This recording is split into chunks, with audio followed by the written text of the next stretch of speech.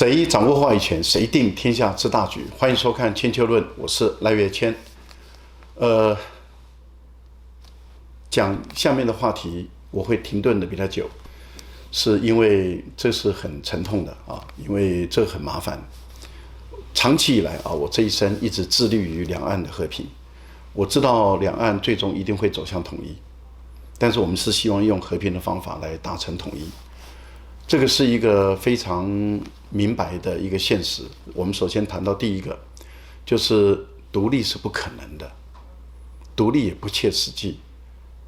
独立也做不到。如果真的做得到的话，李登辉早就做了。那个时候，台湾跟大陆彼此之间在经济方面、在科技方面在军备方面的差距，我想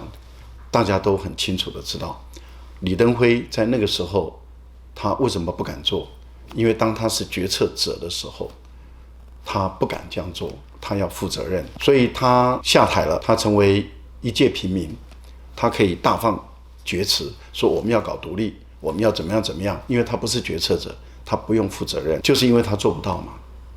他也不能做嘛，也不敢做。陈水扁上来了以后，陈水扁之前也是主张独立的，上来了以后8年，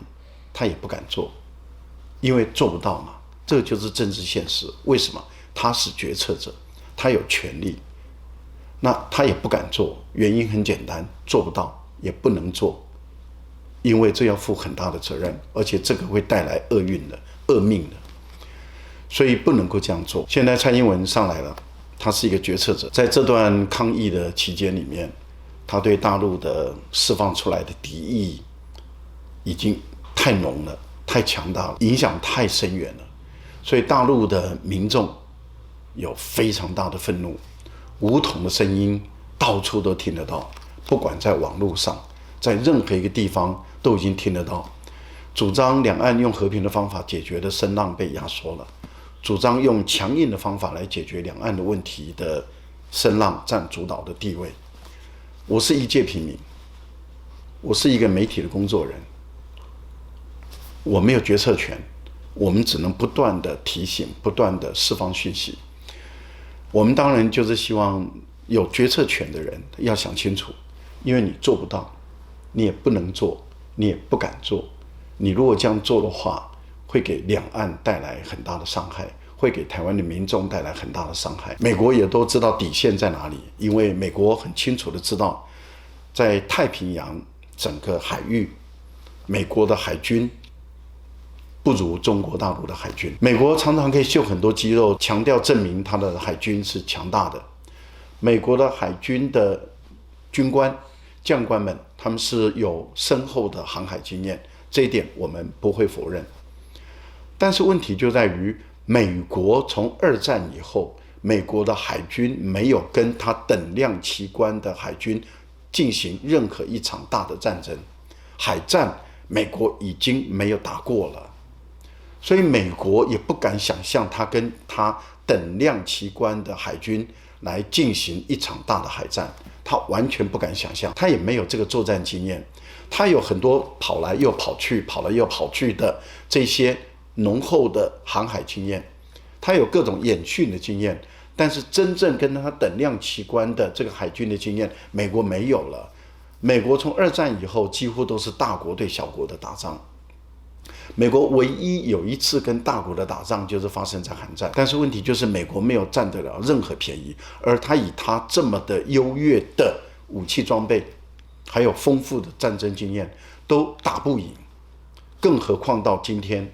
美国怎么能够跟一个跟他等量齐观的海军来作战？他已经没有战争经验，没有这种大仗的经验。美国的陆军也没有跟真正的大国的陆军有打仗的经验，都没有了，都是大对小，大对弱，没有大对大的，没有的。美国的海军、美国的空军、美国的陆军，其实美国的军人他心知肚明，美国的军人是拿钱，是为了那个薪水去当兵的。以现在中国大陆的解放军，他们是希望在历史中他能够留下名字的，所以我们看到他们的战斗意志，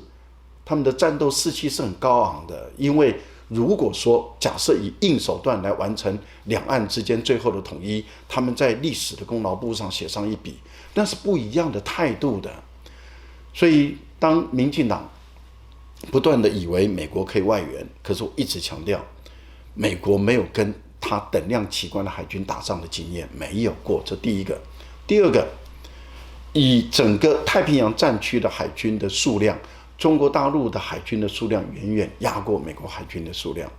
第三个，以不对称战争的方法来说的话，中国大陆的东风21跟东风17可以遏制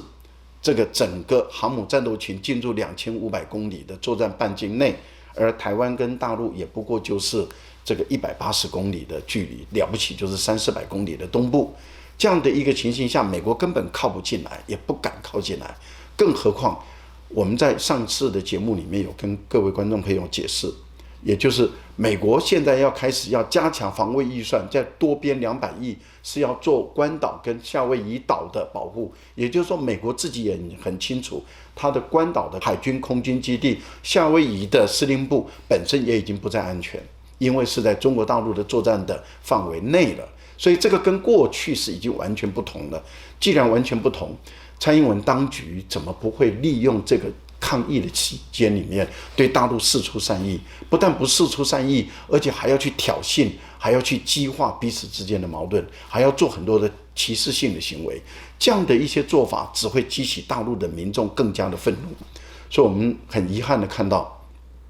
在这段时间内，像台湾网他就放出了一篇文章，叫做武统是什么时候开始？武统什么时候开始？这个我们一听，